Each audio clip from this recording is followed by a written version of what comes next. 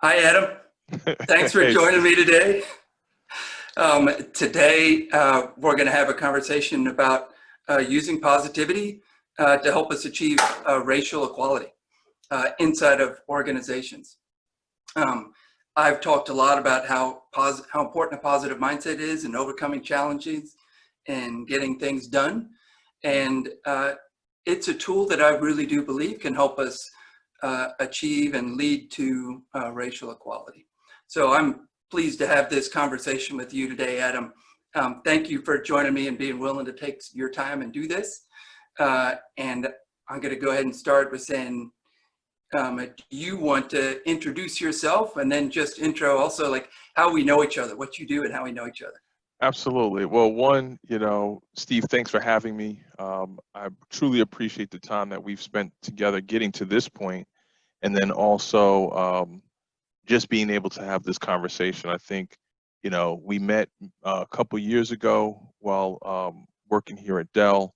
The cool part was you were on stage talking about positivity, neuroscience, and just how it was able to move you from, a place of despair into a place where you actually have become successful, not just at Dell, but in life.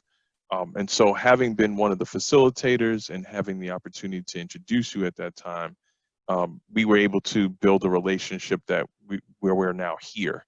And so, running top talent programs has been a passion of mine, people development even more so.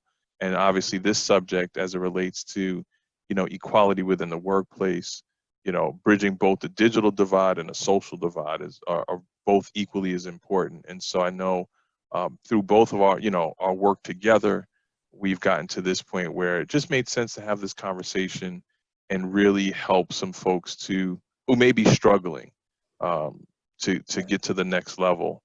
I think this is a valuable opportunity. Awesome. Thank you. And I appreciate it. I've enjoyed working with you the last couple of years as well. So it's been a lot of fun. Absolutely. And so like one of the things I want to do to like get the conversation started is just share my observations about what I think is different now and then maybe have you do the same.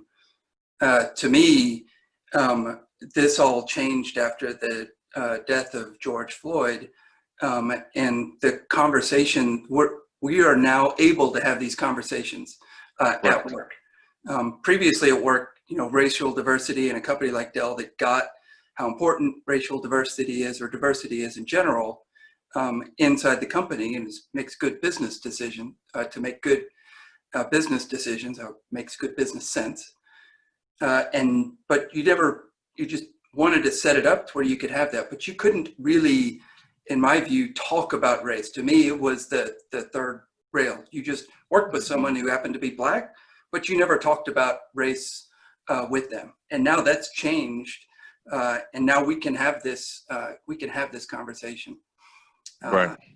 And I've also recognized, as I've kind of explored the topic, that the place that I work inside of Dell is the most racially diverse environment that I'm in. From my family and my community and work, this is the most racially diverse community I'm in. Mm-hmm. And although I haven't had these conversations, and I've struggled with like what to do and how to broach the subject and how to have the conversations, has been uncomfortable for me. But as a part of one of the things about positivity is you have to lean into the things that are uncomfortable if you really want to go change them. Yeah. And so now what I'm trying to do is like try to find ways to look for systemic injustice in the areas that I'm in and see what there is that I can do about it once I understand it.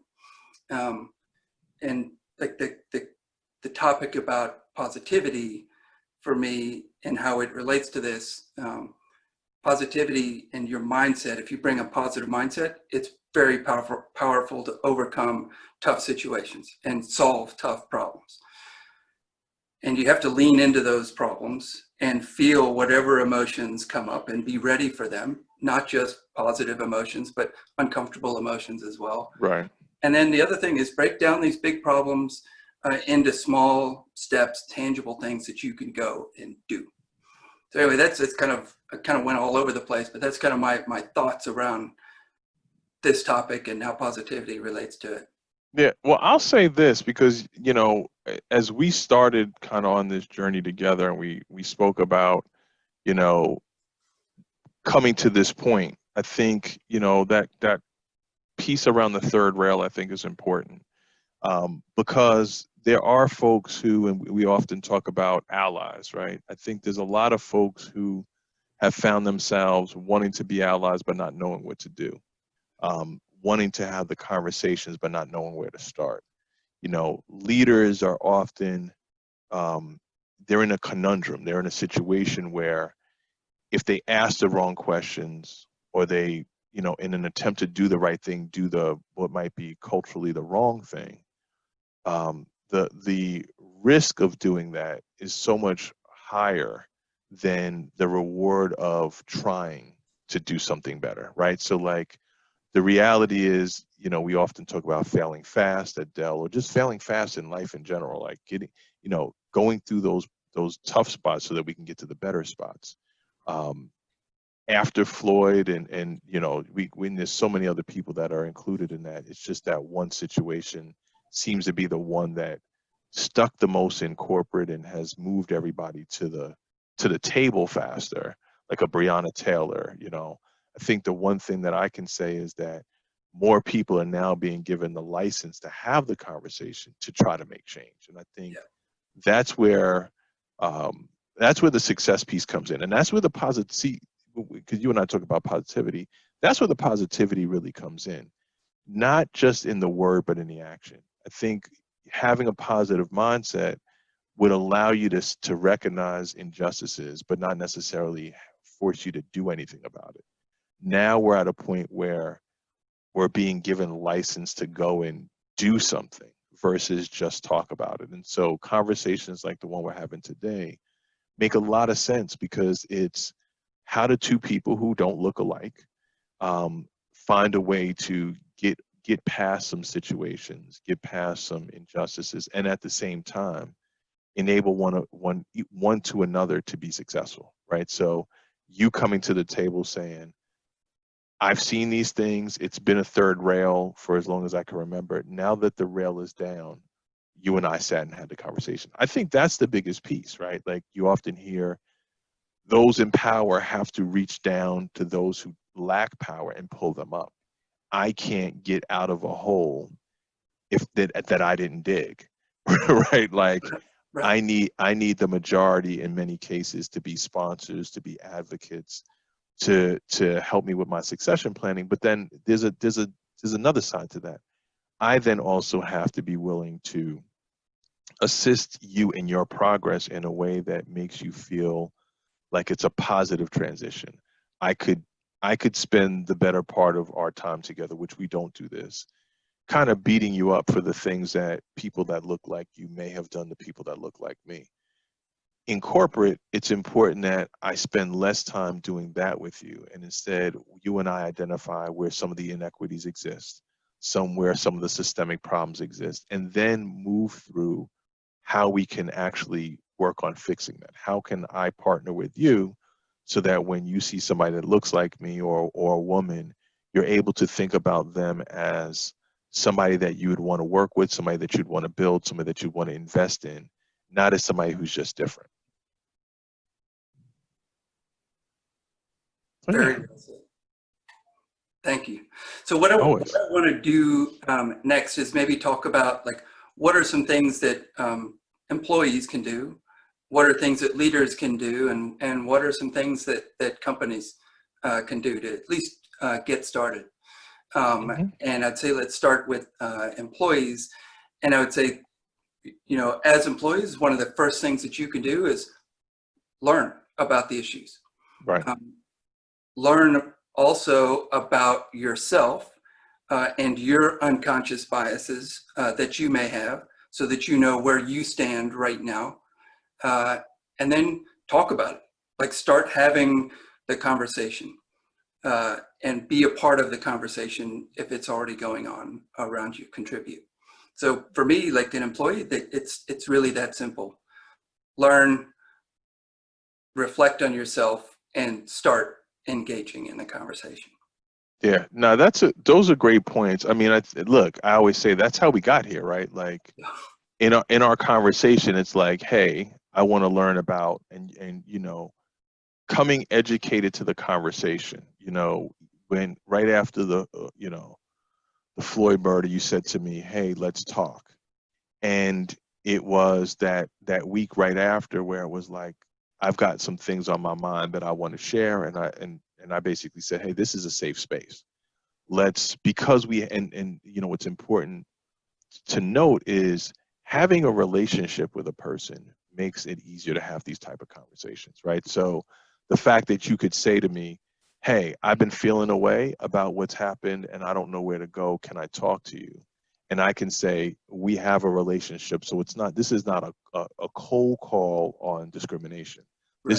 This is a call between two people who know each other and respect each other, so there's an opportunity to have that available. And so you're right. The first thing for employees to do on either side is to educate themselves, right? Like if you don't know about what's going on, to at least take a cursory look and to be open-minded. Because I think the other piece is, which is often scary, is you can look at a lot of stuff that's out there in the media and it's not going to give you a better view of the other group, right? Whatever that other group is. And so you have to not just educate yourself to the issues, but then you also have to educate yourself to the idea of being open, right? And so that's where positivity comes in. Where leaning in also means opening up, right? So leaning in and listening is as important as just coming with a bunch of facts, right? Which you didn't do, which is a good thing. And so I think employees have to come to the table with something, right? You got to bring something to the meal in order to eat. And so that's one of the good ways to start for, employees of color. I think one of the things to do is, and this gets into kind of the org piece, is really to understand your org and what your organization is trying to do. So, I always make myself familiar with this, the strategy cascade or what our strategic priorities are. And then like, what is the process around not just getting promoted, but like identifying advocates and understanding the landscape of the organization, because I think those are the things that I think help you to move forward and also allow you to have those conversations with leaders like yourself who can say, okay, well, Adam just isn't looking to move up. He's understanding what makes the most sense.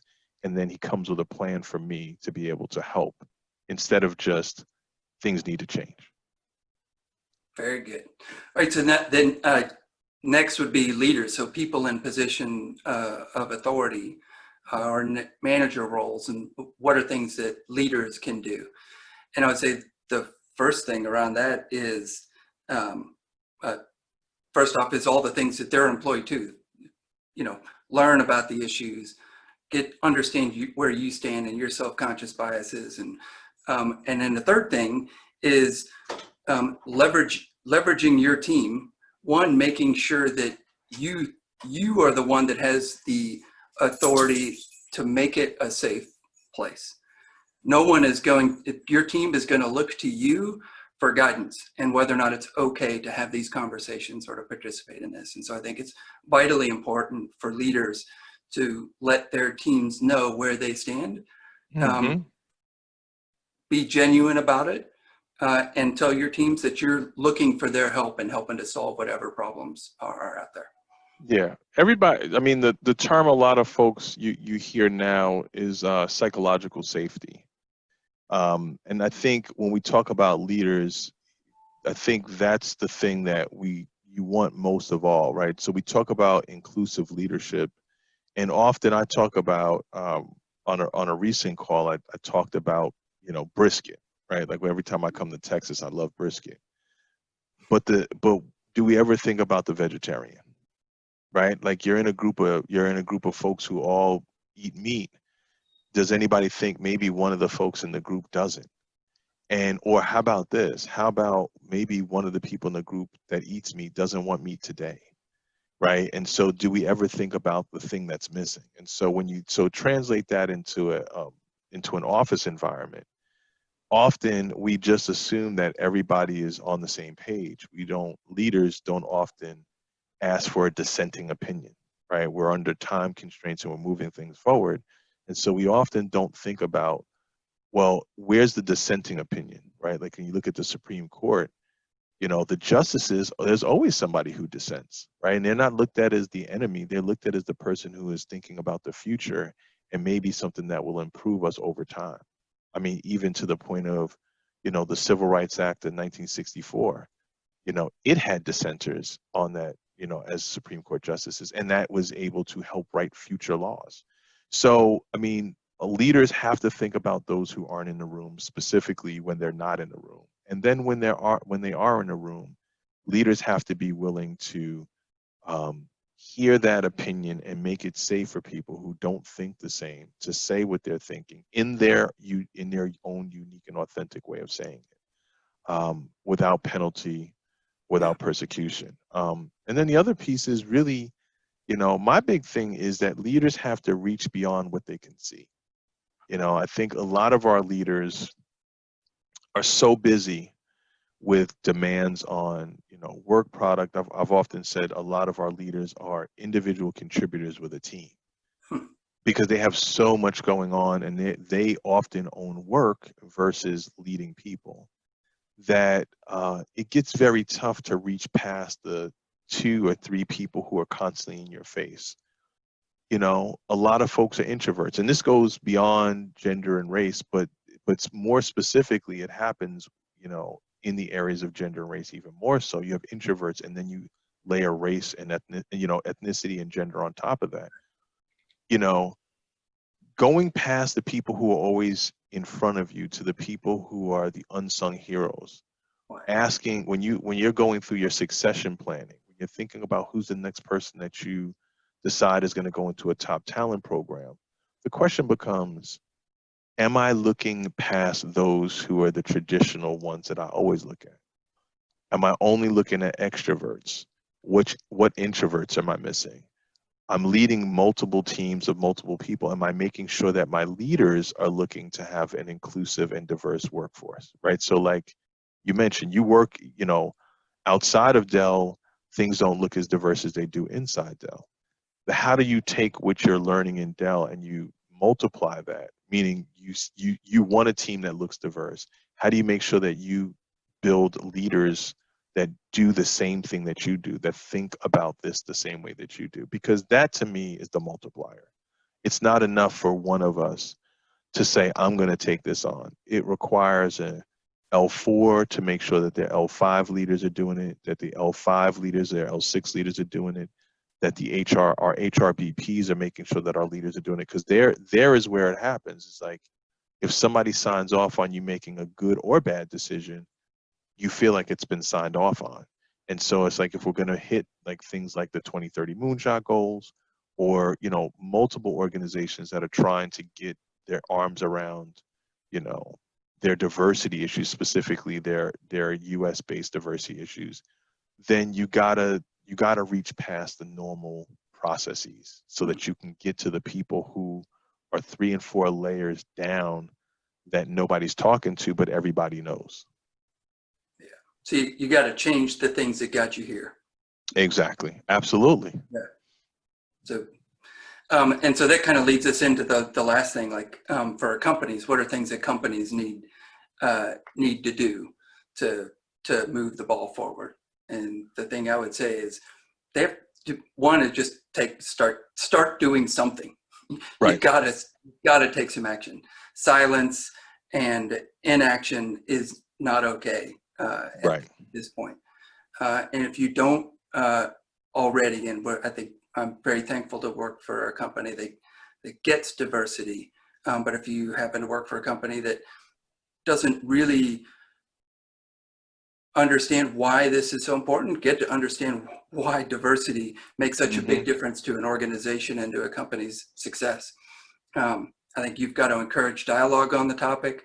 And I think you as a company, the company owns the processes and Yep. own the processes within that company. And so you have to look at things like your hiring practice and where you're recruiting from and how you're developing talent.